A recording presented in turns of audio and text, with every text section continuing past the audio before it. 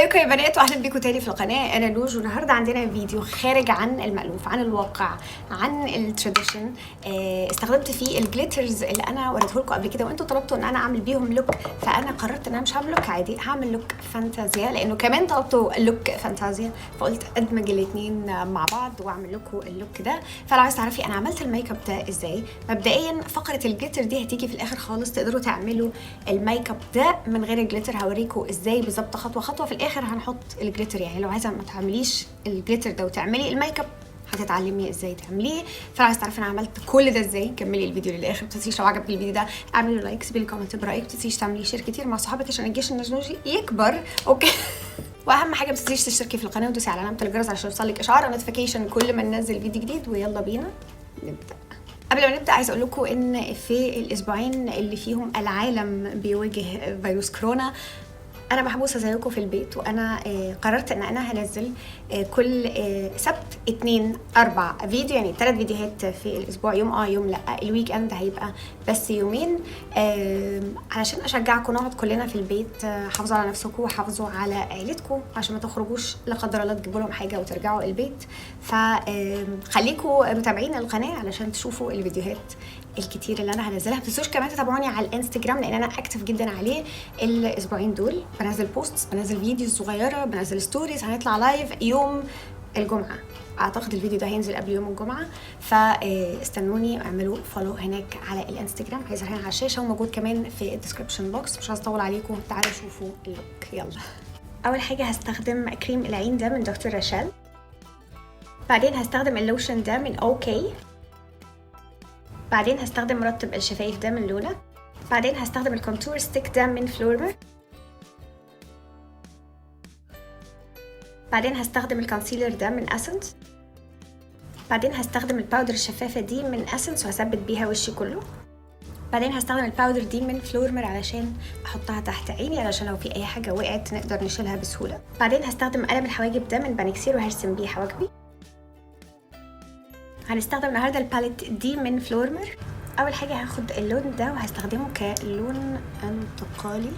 البنات اللي بتفكر تشتري اي شادو يكون سعره حنين نوعا ما والبيجمنت بتاعته هايله، ورشح فلورمر وبشده زي ما انتم شايفين كده، سهل الدمج، البيجمنت بتاعته حلوه قويه، اللون بيظهر على طول، مش محتاجه تقعدي تحطي كتير، يعني حاجه الصراحه حلوه جدا.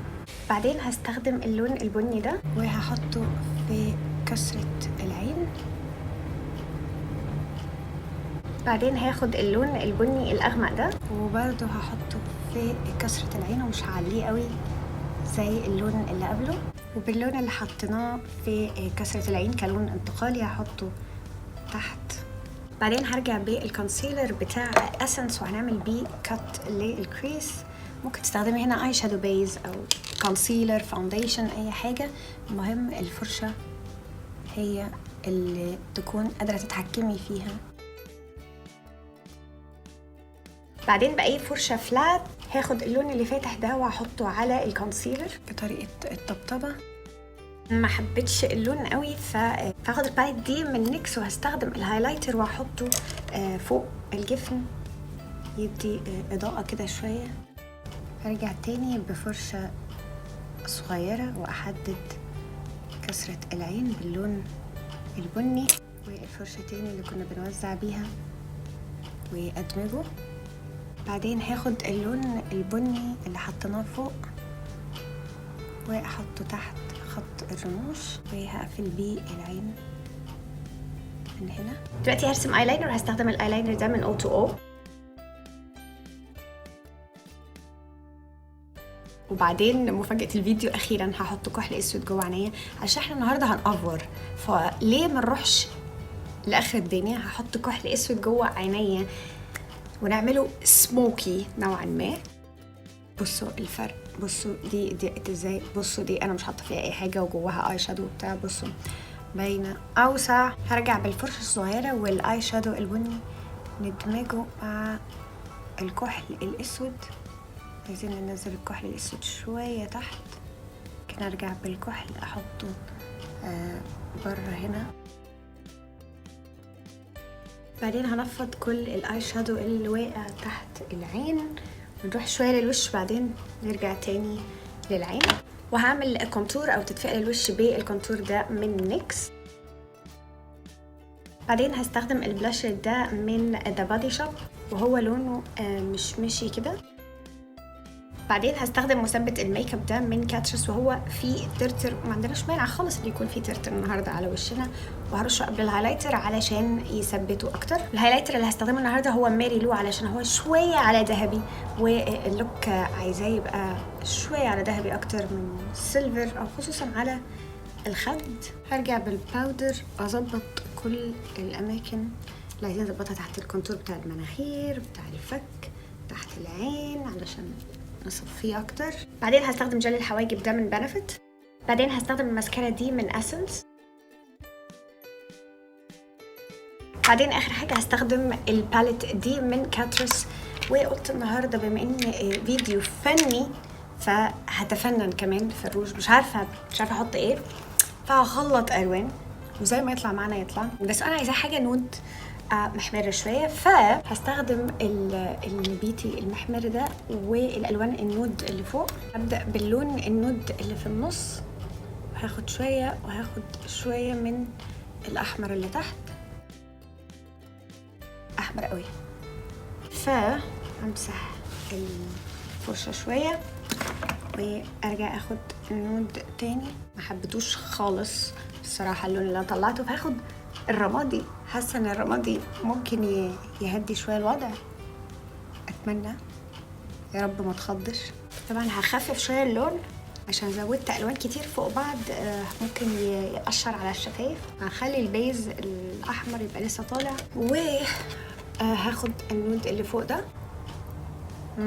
اوكي بدات حبيت اللون، بس تيجوا نفتحه. يلا احنا بنلعب النهارده يا جماعه، احنا بنلعب ما وراناش حاجه. هحط عليه اللون الابيض عشان حاسه انا عايزه افتحه، فهاخد حاجه بسيطه من الابيض في النص. اوكي حبيت. قررت احط الجلاس ده فوقيه من بورجوا. هحط لكم اسامي درجات كل حاجه استخدمتها تحت في الديسكريبشن بوكس. بصوا انا كنت يعني للامانه جايبه لانسز وعايزه البسها، بس حابه اللوك كده، يعني مش حاسه ان انا عايزه احط لانسز خلاص بعد ما عملت الميك اب. فلحد هنا، والميك اب ده تقدري تروحي بيه اي مناسبه، تخرجي بيه، اعملي بيه اللي انت عايزاه. الحبه اللي جايين دول هما اللي هياخدوا اللوك من حاجه عاديه ممكن يعني تعمليها في يوم عادي لحاجه فانتازي، ميك اب ممكن تكوني رايحه حفله، عندك مناسبه وعايزه تعملي حركه كده غريبه، معرفش، وظفيه زي ما انت عايزه توظفيه، اعمليه وقعدي بيه في البيت. مش عارفه هتعملي ايه، بس يلا بينا نلعب. ايه حكايه الفيديو ده؟ ايه حكايه الجليتر ده؟ الحكايه هي انه في واحده صاحبتي سالتني على الجليتر. انا حكيت القصه ديت في فيديو المشتريات او الحاجات اللي انا جبتها في شهر 1 و2. فلو عايزه تشوفي الفيديو ده دوسي على الانكلايزر هنا فوق. المهم ان هي سالتني بجيب منين الجليتر اللي احنا بنعمله العادي بتاع اللوكات دوت، فانا قلت لها ان انا بحب بتاع نيكس. فهي قررت تجود. اوكي سوري سلمى انا بحبك. اوكي قررت تشتريه اونلاين بالابلكيشن، فوصل لها اللي انا هوريه لكم دلوقتي. مبدئيا هو اسمه SLA باريس اي ثينك او سلاي، ما اعرفش. اوكي ده اول واحد سيلفر، احنا هنستخدم الاثنين النهارده عشان ايه. يلا بقى جبت واحد جولد واحد سيلفر. السيلفر حبيباته كبيره شويه، هوريكم دلوقتي برضو شكلها واحنا بنحطها، والجولد اصغر شويه. فهنحتاج لزق الجلو دوت من LA سبلاش. اوكي لو حسيتوا شويه ان اللون بتاع الروج اتغير لان انا مسحت الجلوس لانه عمال يخش جوه بقي وطعمه مر الصراحه، فمسحته فمسح مع الروج. نخلص الاول جليتر بعدين ارجع احط تاني بقى براحتي. وهنحتاج ملقط صغنن نمسك بيه حبيبات الجليتر الكبيره. اول حاجه هعمل نقط هنا فوق الحاجب، هعمل نقط بالجليتر فوق حاجبي.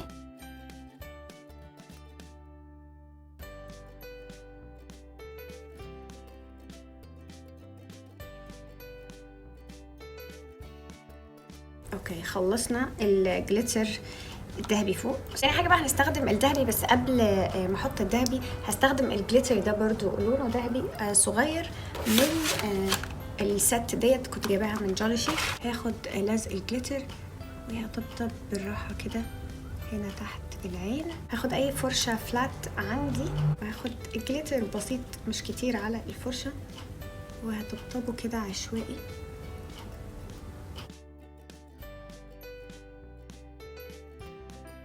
بعدين هرجع تاني بلزق الجليتر وهطبطب فوق هنا. وبصباعي هاخد الجليتر الذهبي واحطه عشوائي برضو. طبعا ممكن تعملي ناحية واحدة او ناحيتين، بس انا هأفور هروح للاكستريم وهعمل الناحيتين. قررت احط واحدة كمان هنا جوه صغننة ذهبي. يلا بقى ان شاء الله ما حد تحوش. واحدة مش كفاية يا جماعة. نرجع نحط بقى الروج. وبكده نكون خلصنا اللوك النهارده. لوك جريء جليتر تغيير، خرجنا عن بره الصندوق خالص. مش عارفه ممكن تروحوا بيه فين. قولوا لي ممكن لو عملتوا ميك اب زي ده ممكن تروحوا بيه فين، سيبوا لي تحت في الكومنتس كده، قولوا لي افكار يعني. وبس كده، يا رب يكون عجبكم الفيديو، استفدتوا واستمتعتوا وانتوا بتتفرجوا عليه. ما تنسيش لو عجبك الفيديو ده اعملي لايك، سيبي لي كومنت برايك. واخيرا وليس اخيرا، ما تنسيش تابعينا على السوشيال ميديا بتاعتنا على الفيسبوك تويتر انستجرام وسناب شات، واكيد على اليوتيوب هتلاقي كل الاكونتس تحت في الديسكربشن بوكس فوق الفيديو ده. لو انت على الفيسبوك كده بتظهر على الشاشه خلال الفيديو، وكمان هتظهر في اخر الفيديو ده. اشوفكم الفيديو الجاي. باي باي. للي بيسال، المانيكير دوت فلورمر رقمه 454 ارمي جلام، ده اسم الدرجه لو عايزين تعرفوا، عشان انتوا دايما بتسالوا على المانيكير اللي انا بكون حاطاه. بس باي باي. واي طلعت الجليتر لحد فوق. باي ذا واي، المانيكير دوت عشان لو هتسالوا هو من فلورمر، ورقمه ان فيه روج على اسناني. الليب جلاس دخل جوه بقي، مش عايزه اقول لكم طعمه يجنن. في ايه؟ مش قادرة عرفت منه. يعملي وعودي ليكي وعودي. انا اتبهدلت جليتر. بعدين بأي فلسة بس سرحانة مش مركزة.